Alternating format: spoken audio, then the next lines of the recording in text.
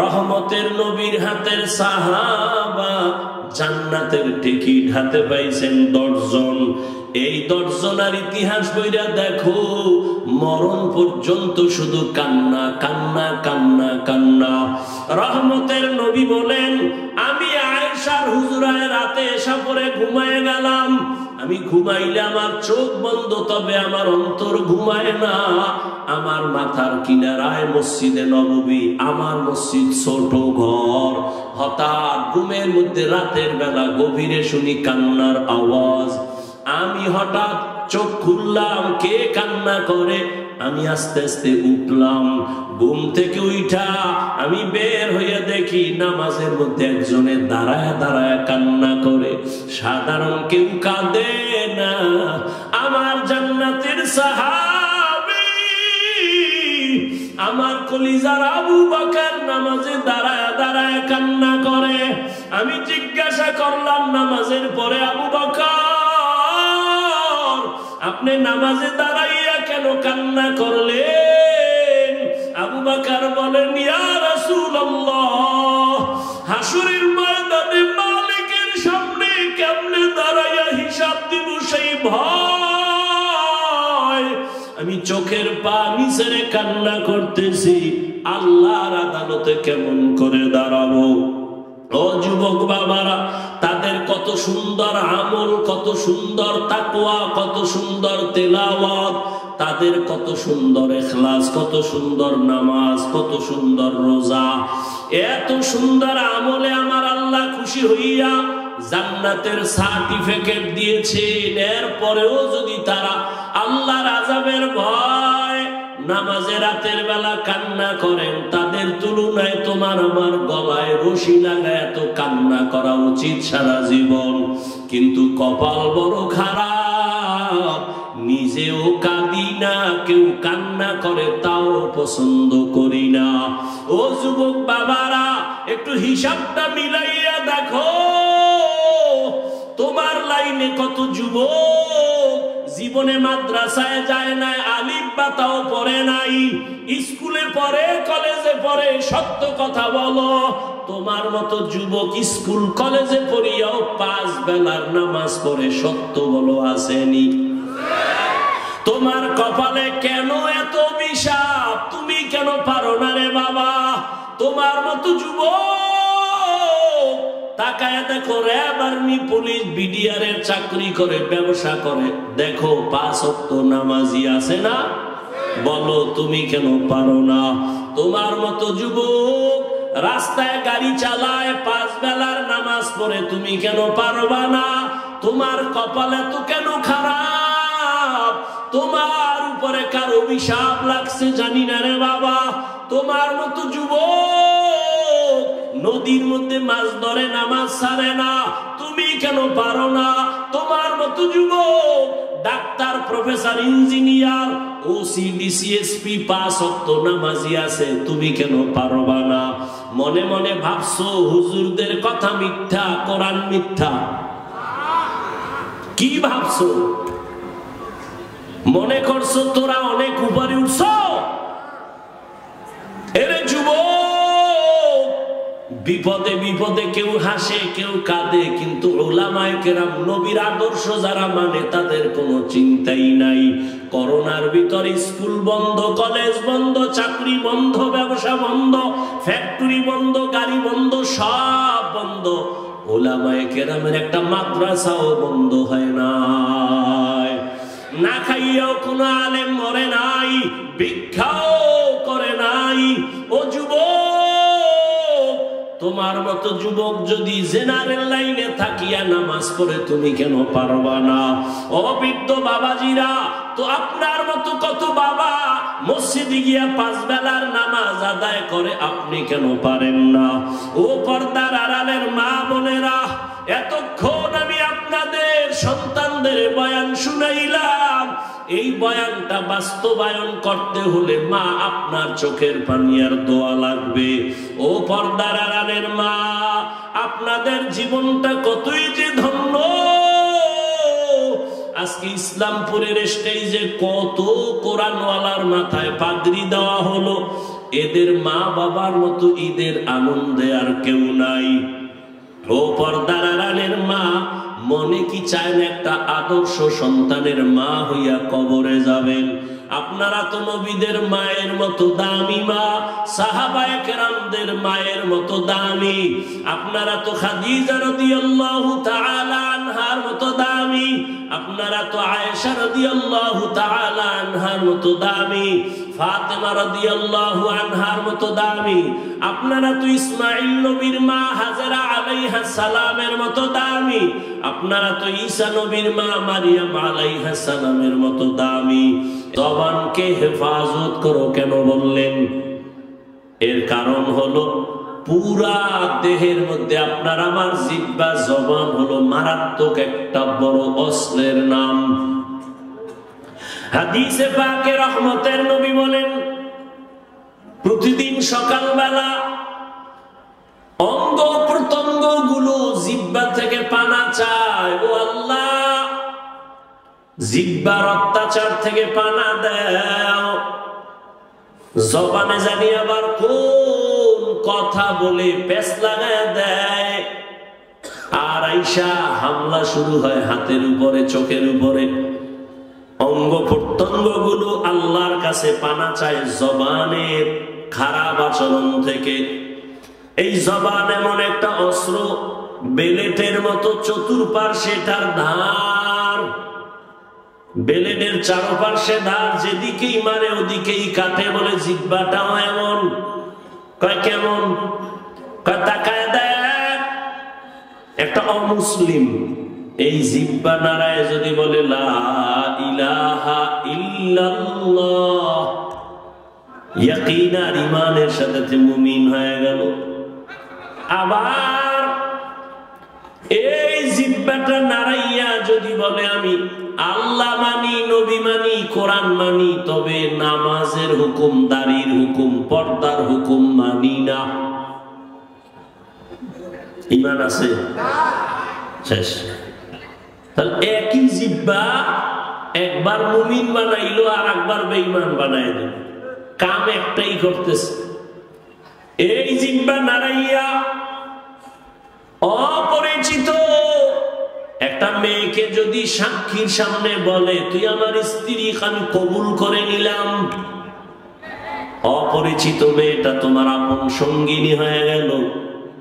আবার এই একই জিহ্বা নাড়ায় যদি বলো আপন বউকে বলো তালাক, আছে? তোমার জীবনের আপন সঙ্গিনী বিদায়। বিচারকের চেয়ারের মধ্যে বসিয়া বিচারক যদি জিহ্বা নাড়ায় ডান দিকে তাকায় ফাঁসির আসামিকে বলে তোকে মুক্তি দিয়ে দিলাম, ফুলের মালা পরে বাড়ি যাবে। আবার এই বিচারক একই জিহ্বা নাড়াইয়া যদি বাম দিকে তাকায় বলে নিরপরাধের বলে ধর, নিরপরাধ ব্যক্তির হাতে পুলিশের হ্যান্ডকাপ লেগে যাবে। জিহ্বা এমন একটা অস্ত্র, এই জবানের কথার দ্বারা প্রমাণ হবে আমি ভালো না খারাপ। এই জবানই আমাকে পরিচয় দেয় আমি মুমিন না বেঈমান। আমার হাত পরিচয় দিবে না, চোখ পরিচয় দিবে না আমি মুমিন কিনা। আমার জবানের কথা পরিচয় দিবে আমি ভালো বংশের নাকি খারাপ। আমার জবানের কথায় পরিচয় দিবে আমি ইমানদার নাকি বেঈমান। আমার জবানের কথার দ্বারাই প্রমাণ হবে আমি ভালো নাকি খারাপ।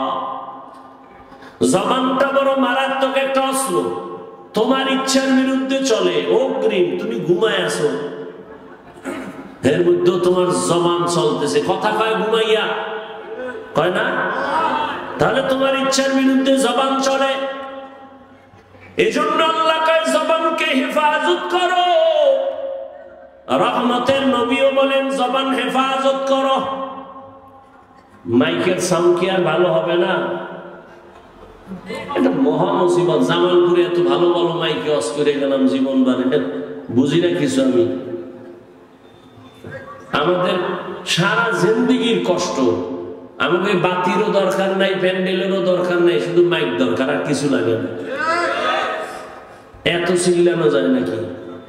কথা বললে অনেক জায়গায় কষ্ট কম হয়, এটা তো কষ্ট বেশি হইতেছে। এই মাইক কোন জায়গার এটা? হ্যাঁ, কি ইসলামপুর আনলে টাকা কম লাগবে এই জন্য? সাউন্ড ঠিক করো। 13টা মেশিন বইসে চালাইতে পারে না।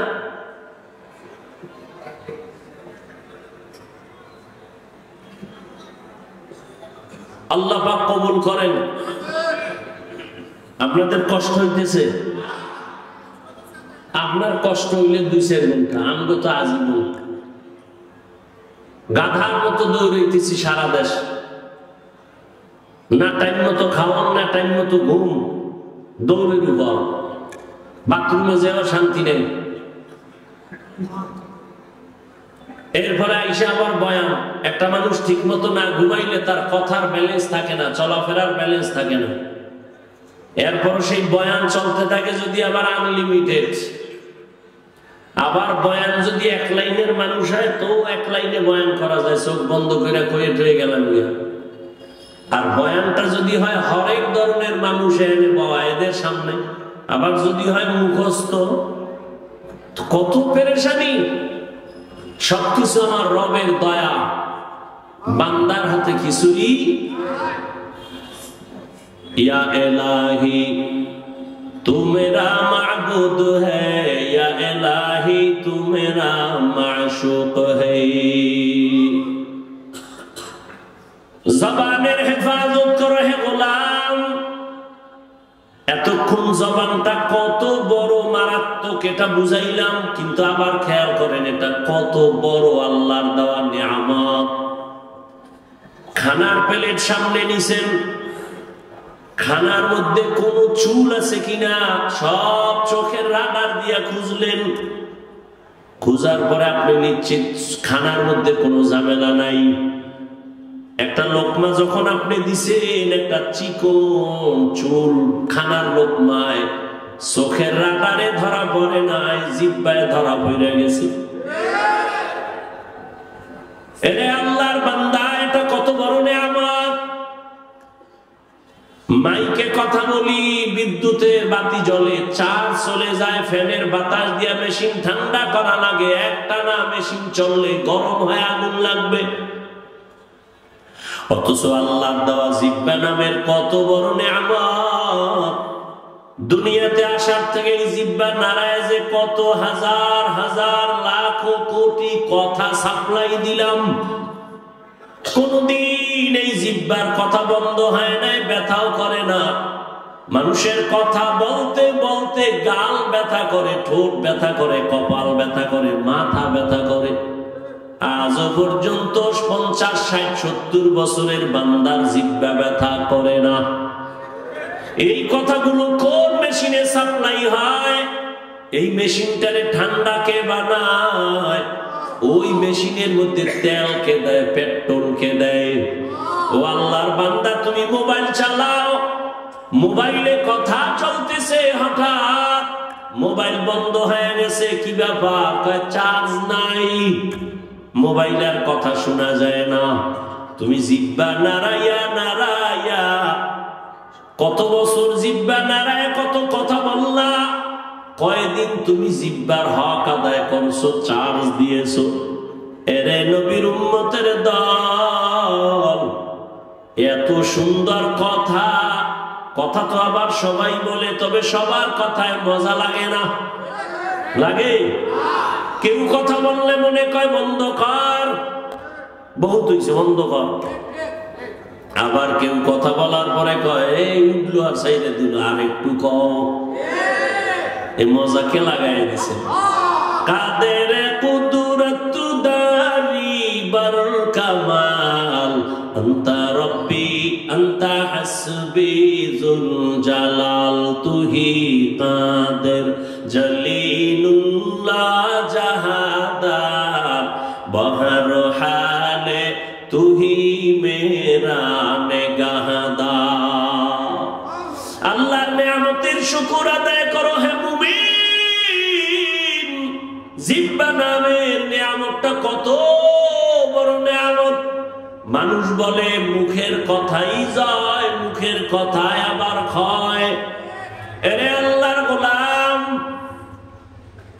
রহমতের নবী যার কোনো তুলনা আছে, এমন একটা জমিনে আল্লাহ পাঠাইছেন যেই জমিনের মানুষ ছিল বড় খারাপ। মক্কার মানুষের মতো খারাপ চরিত্রের মানুষ ওই সময় দুনিয়াতে আর কোথাও ছিল না।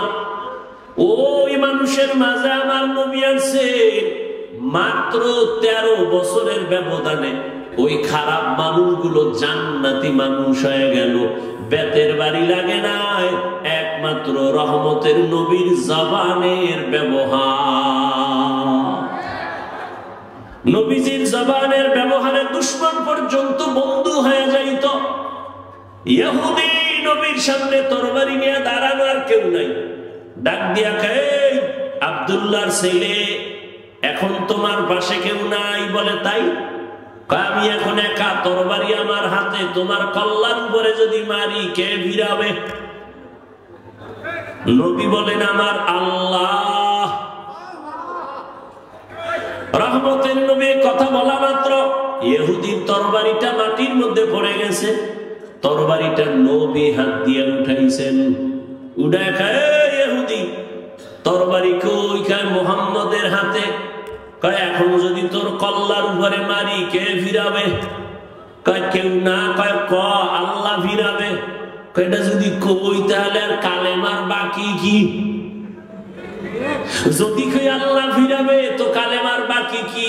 মুহাম্মদ মাফ করে দাও, আর কালেমা পড়ায় মুসলমান বানায় দাও। ইমামুল আউয়ালিন ওয়াল আখিরিন বহরে সাদকা রাহমাতাল লিল আলামিন সাইয়্যিদুল কাউনাইন খাতমুল মুরসালিন আখির আমদ বুদে ফখরুল আউয়ালিন। আপনারা কিছুক্ষণ বসবেন নি? না বেরাম কিছুক্ষণ পরে আবার বিড়ি টানার নেশা? হ্যাঁ, আসলে বিষয় কি জানেন, এখানে আসতেও কপাল লাগে, এখানে বসতেও কপাল লাগে, মোনাজাত দিয়া মা বাবার জন্য দোয়া কইরা যাইতেও কপাল লাগে। সবার কপাল তো আর ভালো না। অনেকে আসছে ইসলামপুরে যায়, কিন্তু এই ইসলামের মধ্যে ঢুকে নাই। কই মহিলা প্যান্ডেল তাওয়াফ করে, আর দোকানে বয়ে বয়ে আড্ডা দেয়, আর তাজা তাজা কবিরা গুনাহ করে। কপাল খারাপ। আর কপাল যদি খারাপ হয়, আমি হাফিজুর রহমান কেন আর মক্কা মদিনার ইমাম কেন? রহমতের নবীর বয়ানও কালেমা জুড়ে না। যেই নবীর চেহারা এক নজর দেখলে ঈমানের সাথে জান্নাত ওয়াজিব, যেই নবীর চেহারা মুবারক এক নজর দেখলে পেটের ক্ষুধা নিবারণ হয়, ওই নবীকে 13 বছর দেখলো, বয়ান শুনলো, কালেমা কপালে আসলো না। কে? আবু জাহাল, এর নাম কফা। আর অন্যদিকে 27 বছরের যুবক তরবারি নিয়ে যায় নবীকে জবাই করবে। রহমতের নবীর সামনে যাইয়া তরবারি ফালায় বলে, ও রহমতের নবী, তরবারি দিয়া আমার কল্লা কেটে দেন, তবে আগে কালেমা রশি গলায় লাগায় দেন। এর নাম কফাল। এর নাম কি? এই জাগো, দীর্ঘ টাইম বসার অভ্যাস নাই, এরা ভিতরে ঢুকছেন কেন? কত আলেম ওলামা মাঠে বসা, সাদা দাড়িওয়ালারা বসা, এদেরে ধাক্কাইয়া জুতা হাতে লইয়া গায়ে লাগাইয়া এরপরে বাইর হইতেছেন, ভয় লাগে না? আপনার ব্যারাম থাকলে ঢুকছেন কেন? ওই কত আল্লাহর বান্দারা পায় না, এরা মন চাইলে আবার দূরে গিয়ে বিড়ি টাইনে আবার আসবে, কোনো ঝামেলা নাই। ভিতরে বৈশা উঠা বসা করা এটা তো ভালো না। এতগুলো মানুষ, আলেম ওলামা, মুরব্বীরা, এদের ডেঙ্গিয়ে বের হন, এটা তো আদব নয়। এই ব্যারাম কেন? কপাল খারাপ হয়ে গেছে। আল্লাহ সবাইকে হেদায়েত দান করে। আপনারা বেশি কষ্ট মনে করলে আমি ছেড়ে দেই। আল্লাহ সবাইকে কবুল করেন। তাহলে কেউ উঠবেন না তো ইনশাআল্লাহ? উঠবেন না তো উঠবেন না, কেউ উঠতে চাইলে উঠতে দিবেন না। 2-3 জনে আসতে তারে শোয়ায় ফেলাইবেন জায়গা, যে তুই মোটামুটি ঘন্টা তুই ঘুমা, ওরে আর মাথা উঠে দেবেন না। যাও, আন্দোলন হয়েছে 5 তারিখ, আর একটা আজকে হয়ে যাও। কি স্বাধীনতা তো এখনো শেষ হয় না। কি জামালপুর ইসলামপুরের মানুষ কি দেশ স্বাধীন না? দেশ স্বাধীন।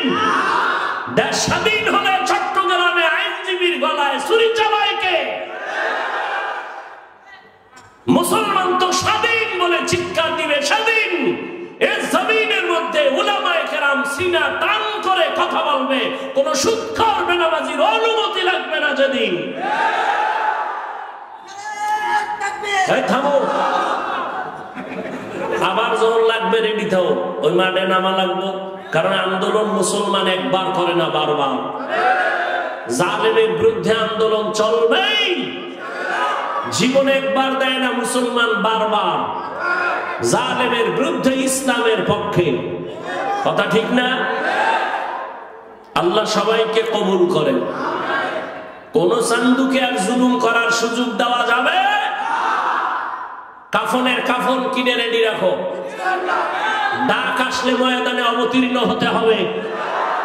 তুমি যতই বন্ধু বান্ধব তালাশ করো, বলছি না সব ধান্দাবাজ আর চান্দাবাজ। একমাত্র তোমার কলিজার আপন বন্ধু নিঃস্বার্থ উলামায়ে কেরাম। অতএব উলামায়ে কেরাম ডাক দিলে আবার ময়দানে আসতে হবে। কোন ব্যক্তির জন্য না, আল্লাহর দ্বীনের জন্য। আল্লাহ সবাইকে কবুল করেন। কোন আলেমের সাথে কোন বেয়াদবি চলবে? আমি একটু আগে এক জায়গায় বয়ান করেছি, সেদিন ঢাকায় বলছি, যারা আলেমদের সাথে বেয়াদবি করবে তাদের লিস্টি দাও। ইমামের সাথে, মাদ্রাসার কোন শিক্ষকের সাথে, কোন বক্তার সাথে উল্টা পাল্টা করলেই তাদের লিস্টি আমাদেরকে দাও। ঢাকার থেকে আবার আলেমদেরকে নিয়ে বসে আবার আন্দোলনে, জালেমের বিরুদ্ধে ময়দানে আবার নামতে হবে। কোন মাস্তানি চলবে? এদেশে আলেম ওলামা কম, মাদ্রাসা কম, কেউরে দরকার নাই। আমরা শুধু আলিয়াও লাগবে না, আমরা কওমি মাদ্রাসার হুজুর আর ছাত্র যদি রাস্তায় নামি, পলানেরও জায়গা পাইতো না।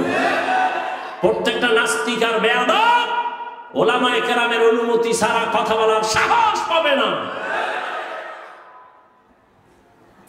আল্লাহ সবাইকে হেদায়েতের দৌলত দান করেন। শিয়ালের রাতে মুরগি দিয়ে কয় 3 দিন আমানত। শিয়াল পণ্ডিত কয় দোয়া হোসাই মা হোসাই। জিন দেখানো মরাও হইতে না। শিয়ালের হাতে মুরগি দিলে যা হবে, ধর্মের চাবি সুদখোর আর বেনামাজির হাতে দিলে তাই হবে। আল্লাহ হেদায়েত দান করুন। তো যে কথা বলতেছি, উঠা বসা করলে আমি মোনাজাত দিয়ে দিই। কথা বলতে অনেক কষ্ট হয়, সাউন্ডটা আমার মনের মতো পাই না, এই জন্য। তারপরে আপনাদের মহব্বতে বলতেছি, কারণ সবকিছুর ঊর্ধ্বে আপনাদের দোয়া। বক্তার এলেম আর আমলে বয়ান হয় না, জীবন মনে রাখবেন। এলেম আর আমলের বাহাদুরি দিয়া বয়ান হয় না, বয়ান হয় শ্রোতাদের অন্তরের মহব্বত আর আকর্ষণের উপর। আর রহমত কার? জোরে বলেন। ইয়া আইয়ুহাল্লাযীনা আমানুত্তাকুল্লাহা ওয়া কুলু কাওলান সাদীদা। হে মুমিন, আল্লাহকে ভয় করো, জবানের হেফাজত করো। জবান বড় দামি একটা অস্ত্র, আল্লাহ পাকের অন্যদিকে বড় নেয়ামত। এই জবান হেফাজত কেমনে করবা? তোমার ইচ্ছার বিরুদ্ধে জবান ধরায়। হাত যদি অন্যায় করে রশি দিয়া পেঁচাও, বেঁধে রাখো, আর অন্যায় করতে পারবে না। পা যদি অন্যায় ভাবে হাঁটে, পাও দুইটা বেঁধে দেওয়ার হাঁটতে পারবে না। কান যদি অন্যায় আওয়াজ কানে নেয়, পট্টি লাগায় দাও, কান হেফাজত হয়ে যাবে। ভালো করে বুঝো, চোখ যদি অন্যায় কিছু দেখে, চোখের সামনে কালো আয়না লাগায় দাও, দেখবে না। বুঝেন, ভালো করে বুঝেন। হাত অন্যায় করলে বাধা যাবে, হেফাজত করা যায়, কন্ট্রোল করা যায়। কান অন্যায় করলে কন্ট্রোল করা যায়। চোখ অন্যায় করলে পট্টি লাগাও, আয়না লাগাও। কিন্তু জবানটা যদি অন্যায় করে বারবার, এটারে আটকাইবেন কেমনে? রশি দিয়া বাঁধা যাবে, কষ্টে লাগানো যাবে। জিহ্বা কেমন একটা বড় আল্লাহর অস্ত্র, এখানে কষ্টে পেয়ে ধরে না, ধরে? সুপার গুলো ধরবে? ধরবে না। তো জবানটারে কেমনে কন্ট্রোল করবেন? মুখের উপরে কষ্টে লাগাবেন? কয় না। এবার আল্লাহ দয়া করে একটা পরামর্শ দিতেছেন, ও বান্দা, আমি জানি, তোর থেকে বেশি জানি।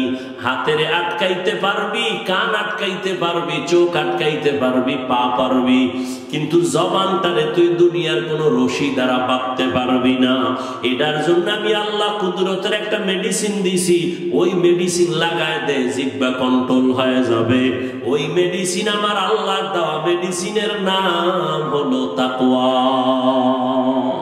हर के दारत खौफ हकदार दिल मदम जन्नतुल मअवा देहत रामकम जुज़बा हक़ची ज़े मखाज़ इंसुजा फज़ले उहा मस्ते दर जुमला जहां। ताक़वा माने अल्लाहर भय। ওই আল্লাহর ভয় নামের মেডিসিন দিয়া জবানটাকে আটকাইয়া দাও। আল্লাহর আদালতে দাঁড়াইয়া হিসাব দেওয়ার ভয়, এই ভয়ের নাম তাকওয়া। এই ভয়টা অন্তরে ঢুকাইও। কয় কোথায় পাবো এই ভয়ের মেডিসিন? আল্লাহ বলেন, যারা এই জমিনে আমার প্রিয় গোলাম, আমার প্রিয় বান্দা, আহলুল্লাহ, এদের নেক নজর লাগাও, অন্তরে তাকওয়া চলে আসবে, আল্লাহর ভয়। আমি এখানে যদি আপনাদের প্রশ্ন করি, আপনারা কারা কারা আল্লাহকে ভয় করেন? সবাই দুনো হাত উঠাইবে। চালাক যারা, তারা পাও দুইটা উঠায় বলবে, আমরা হুজুরগো থেকে বেশি আল্লাহরে ভয় করি। যদিও নামাজ পড়ি না, তবে আমগো ঈমান তাজা আছে না? চালাক বলবে, আমরা নামাজ না পড়লে আমগো দিল পরিষ্কার। সবাই বলবে, আমি আল্লাহকে ভয় করি। আমিও বলি, আমি আল্লাহকে ভয় করি। তুমি নামাজ বাদ দিয়ে বলো আল্লাহকে ভয় করি, আর আমার না, আমি নামাজ ঠিক রেখা বলি আল্লাহকে ভয় করি। আসলে আল্লাহর ভয় কি জিনিস, সেটার হাকিকত এখনো জানি না রে বাবা। আল্লাহর ভয়ের হাকিকত উদাহরণত এমন বলি, একটা সন্তান মা বাবাকে ভয় করে বলে তার প্রমাণ, সন্তান মা বাবার সামনে কখনো অন্যায় করে না। কেন? শাস্তির ভয়। ঠিক একটা শিক্ষকের ছাত্র ভয় করে, তার প্রমাণ, ছাত্র শিক্ষকের সামনে অন্যায় করে না, শাস্তির ভয়। ঠিক এই জমিনে যেই বান্দা, যে বান্দি আল্লাহকে ভয় করবে, ওই বান্দা গলায় ছুরি লাগাবে, দাড়ির মধ্যে ছুরি লাগাবে না। हर के दारत खौफ हक़दार दिल मदम जन्नतुल मअवा देहत रामकाम। আল্লাহর ভয় অন্তরে জমা করো হে মুমিন। কেমন আল্লাহর ভয়? রহমতের নবী বিদায়, আবু বকর সিদ্দিক রাদিয়াল্লাহু তাআলা আনহু খেলাফতের দায়িত্বে রাষ্ট্র পরিচালনা করতেছেন। একদিনের ঘটনা, তার স্ত্রী একদিন বলেন, ও খলিফাতুল মুসলিমিন, আমার একটু মিষ্টি খাইতে মনে চায়। আবু বকরকে বলতেছেন, কোন সময়? যখন আবু বকরের আঙ্গুলের ইশারায় পুরা রাষ্ট্র চলে। টাকার অভাব আছে নি? বিবি বললেন একটু মিষ্টি খাইতে মনে চায়। আল্লাহর ভয় কাকে বলে? এবার স্ত্রীর কথা আবু বকর বলে, ও বিবি, মিষ্টি খাওয়ানোর মতো টাকা আমার কাছে নাই। এর নাম আল্লাহর ভয়। রাষ্ট্র পরিচালনা করতেছে, টেলিফোন করলেই তো টাকার পাহাড়, কিন্তু আবু বকরের মতো গোলাম আল্লাহর ভয় নিয়ে বলে, ও বিবি, তোমাকে মিষ্টি খাওয়ানোর মতো টাকা নাই। ও পর্দার আড়ালের মা বোনেরা, ভালো করে শুনেন। স্ত্রী কিছুদিন চুপ হয়ে গেল, কিছুদিন পরে আলাদা কিছু টাকা দিয়া বলে, ও খলিফাতুল মুসলিমিন, আপনার কাছে টাকা নাই মানলাম, আমি আলাদা কিছু টাকা দিলাম, এই টাকা দিয়া মিষ্টি এনে দেন। আবু বকর সিদ্দিক রাদিয়াল্লাহু তাআলা আনহু তিনি বললেন, এই বিবি, টাকা পাইলা কই? আপনারা জিগাইবেন নি বউরে? জীবনেও না। আমনে কইবেন, সাব্বাস, এরকম চুরি কইরা পারলে আরো দিও। এটাও বলে ঠিক আন্দাজি। আবু বকর বললেন, বিবি, টাকা কই পেয়েছো? এবার বিবি কি কয় শুনেন। বিবি কয়, আপনি যে মাসে মাসে বেতন পান সরকারি কোষাগার থেকে, ওই বেতনের কিছু টাকা আমি বাঁচাইয়া জমা করছি। এবার দেখেন আবু বকর কি কয়, তাহলে তো বুঝলাম আমার বেতনের টাকার থেকে এই টাকাগুলো বাড়তি, এই টাকা না হইলেও তো সংসার চলে, তাহলে আগামী মাস থেকে বেতনের এই টাকা কমাইয়া নিব, এই টাকা কমাই নিব, আমার বেতনে এত টাকা লাগে না। এর নাম আল্লাহর ভয়। রামগো দেশের আল্লাহর ভয় দেখছেননি? সুইস ব্যাংকে আল্লাহর ভয়, 10 তলা বিল্ডিং, কোটি কোটি কোটি কোটি, কত হাজার কোটি খবর নাই। ও আল্লাহর বান্দা, আল্লাহর ভয় যতদিন না আসবে ততদিন পর্যন্ত বান্দার জীবনটা কন্ট্রোল করা সম্ভব হবে না। আর এটাও ছিল সত্য, আল্লাহর ভয় ততদিন পর্যন্ত আপনার অর্জন হবে না যতদিন পর্যন্ত আল্লাহর ওলিদের বন্ধু হবেন না। আউলিয়ারা কালে উকবা ইখতিয়ার, জাহেলারা কারে দুনিয়া ইখতিয়ার, মাইলে মোমেন সোয়ে মোমেন মিশাওয়াত, মাইলে কাফের সোয়ে কাফের মিশাওয়াত।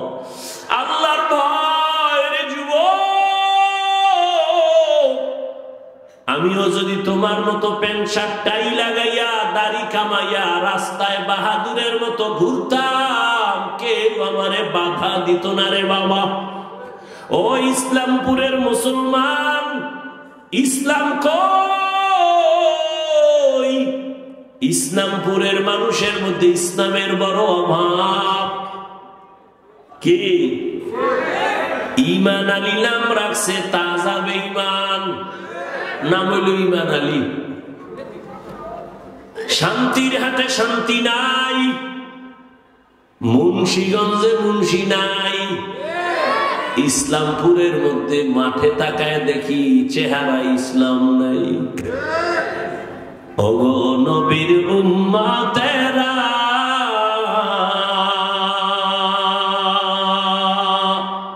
হয়ে আজি দিশাহারা, কোরআন হাদিসের চলো যখন যাহা চায় মনে, নবী বিনে কে তরাবে পুলসিরাত মিজানে, নবী বিনে কে তরাবে পুলসিরাত মিজানে। এরে নবীর উম্মতের দল, ও আমার কলিজার যুবক, কয়দিন আর হায়াত নিয়ে বাঁচবা? এমন একটা দিন নাই যুবকের লাশের খবর নাই। ও যুবক বাবা, এতক্ষণ যে আমি চিল্লাইয়া তোমার সামনে কথা বললাম, একবারও বলি নাই আমি 5 কল্লি মাথায় দিয়েছি তুমিও দাও, না হয় জাহান্নামে যাইবা। আমি কওমি মাদ্রাসার সন্তান, তুমি যদি কওমিতে না যাও তোমার কপাল নষ্ট হবে বলি নাই। আমি তাবলীগের সন্তান, আমি পীরের মুরিদ, একবারও বলি নাই তাবলীগ আর পীরের কাছে না গেলে জাহান্নামে যাইবা। আমি তোমাদের কি বুঝাইতে চাই বাবা, আমি এ কথা বলি না হুজুর হও, পাগড়ি লাগাও, তসবিহ পড়ো না রে বাবা, এত ভয় পেও না। তুমি স্কুলে পড়ো, তুমি কলেজে পড়ো, তুমি চাকরি করো, তুমি ব্যবসা করো, তোমার জায়গায় থাইকা কেমনে তুমি মদিনার পথ ধরবা, জান্নাতের পথ ধরবা, এই কিছু পরামর্শ দেওয়াই হলো আমার কাজ। ও বাবা, পরামর্শ দিয়া যায়, নবীর তরিকা ছাড়া শান্তির কোনো পথ নাই। আজকে দেখো ইসলামপুরের ময়দানে হাজার হাজার হাজার হাজার এত মানুষ, এর টাকাওয়ালারা যদি এতগুলো মানুষ ইসলামপুরের কোন মাঠে জমা করতে চাইতো, কত পেরেশানি তার মাথায় আসতো। এই মানুষগুলোরে আসা যাওয়ার ফ্রি গাড়ি দেওয়া লাগতো, বসার জন্য ভিআইপি ব্যবস্থা, এরপরে ফাঁকে ফাঁকে নাস্তা, নাস্তা না দিলে আবার চেয়ারের বাড়ি। আবার এই মানুষগুলো সব টাকা দিলেও এই জান্নাতি মানুষ এই প্যান্ডেলে আসতো না। এলাকার যত গাঞ্জাখোরেরা সব এসে হাজির হইতো, আর এখানে সব জান্নাতি মানুষ, দাড়িওয়ালারা, আলেম ওলামারা নিজের টাকা দিয়ে ভাড়া দিয়ে এখানে আসছি।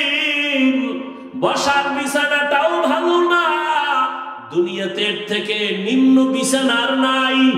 অনেকে জায়গা না পায়া দাঁড়ায় বসে আছে, কেউ বসে আছে, কে বড় কে ছোট, কে আলেম কে মূর্খ, কে ধনী কে গরিব, কোনো ভেদাভেদ নাই, চুপচাপ বসা।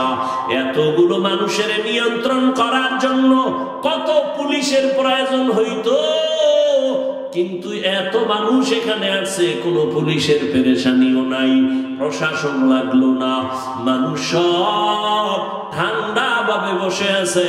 আমার মনে হয় আমি যদি জিজ্ঞাসা করি, প্রত্যেকটা মানুষের পেটে এখন ক্ষুধা, রাত্র অনেক বেড়ে গেছে। গ্রাম অঞ্চলের মানুষ এত রাত সজাগ থাকে না, 7:30টায় এসা বইরা তাড়াতাড়ি ঘুমায় যাইতো, এক ঘুম হইয়া যাইতো। কিন্তু এখানে ক্ষুধা নিয়েও কোনো কষ্ট নাই। আমি যদি জিজ্ঞাসা করি এই ফালাই বাবারা কতক্ষণ থাকবেন, আমার মনে হয় সবাই কলিজা দিয়া বলবে, হাফিজ ভাই ফজর পর্যন্ত যদি রাখে আমরা কেউ যাব না। এটা কেমনে সম্ভব? এরে আল্লাহ মেধা দিছে। ও যুবক, ও বিন্দু বাবাজি, একটু চিন্তা করো, এটা কেমনে সম্ভব? টাকা দিয়েও এত মানুষ আনা যায় না, খানার লোভ দেখাইয়াও আনা যায় না, নিয়ন্ত্রণও করা যায় না।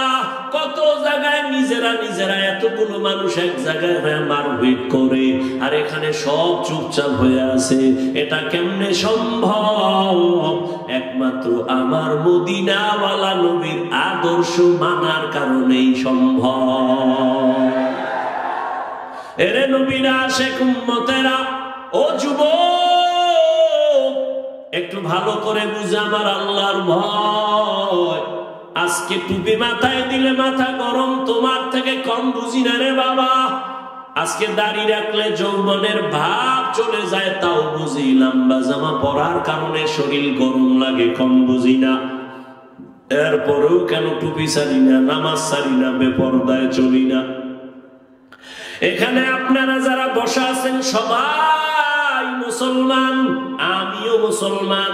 আপনাদের আল্লাহ আমার আল্লাহ এক নাকি দুই? আপনাদের নবী আমার নবী, আপনাদের কোরআন আমার কোরআন, আপনাদের ধর্ম আমার ধর্ম, আপনাদের কালেমা আমার কালেমা, আপনাদের কাবা আমার কাবা, আপনাদের নবী আমার নবী, আপনার আল্লাহ আমার আল্লাহ, আপনার কাবা আমার কাবা, সব এক। দুনিয়াতে আসছি তাও এক, বিদায়বেলা কাফন হবে তিনটা, তাও এক। আমি বক্তার সম্মানে একটা কাফন কেউ বাড়াইয়াও দিবে না। এই এলাকার গরিব মরিয়া গেলে একটা কাফন কেউ কমাইয়াও দিবে না। কোটিপতিরও যেমন তিনটা কাফন, গরিবেরও তেমন তিনটা কাফন। ও আল্লাহর বান্দারা, কালার হবে আলাদা না এক? কি কালার? সাদা। কাফনের উপরে লেখা থাকবে বড় হুজুরের লাশ, এমপি সাহেবের লাশ। কে ধনী, কে গরিব, কে আলেম, কে মূর্খ, কে ইমাম, কে মুক্তাদি, কে বক্তা, কে শ্রোতা, কে পীর, কে মুরিদ। আজকে আমি বক্তা বক্তা ভাব যতই দেখাই না কেন, তুমি টাকার গরম যত দেখাও, সাদা কাফনে যেদিন ঢুকবা সব বাহাদুরি শেষ হয়ে যাবে। ওই কাফনের মধ্যে কে গোলাম আর কে মালিক, কে ধনী, কে গরিব, কাফনে ঢুকলে আর পাওয়া যাবে না, সব একাকার হয়ে যাবে। ওই কবরের সাইজ হবে এক। ওই কবরে রাখিয়া বিদায় বেলা প্রশ্ন করা হবে সবার বেলায় তিনটা, তাও এক। আমাকে যেই প্রশ্ন যুবক, তোমাকে একই প্রশ্ন। রবের পরিচয় দাও, ধর্মের পরিচয় দাও, রহমাতুল লিল আলামিনের পরিচয় দাও। নবী বলেন এই তিনটা প্রশ্নের জবাব যারা দিতে পারবে তাদের কবর হবে রওজাতুম মির রিয়াজিল জান্নাহ। আর যারা জবাব দিতে পারবা না তাদের কবর হবে হুফরাতুম মিন হুফারিন নার। কারা পারবে জবাব দিতে? আমরা হুজুরেরা। এই হুজুরেরা, হুজুরেরা পারার কোনো গ্যারান্টি আছে? নাই। যদি থাকতো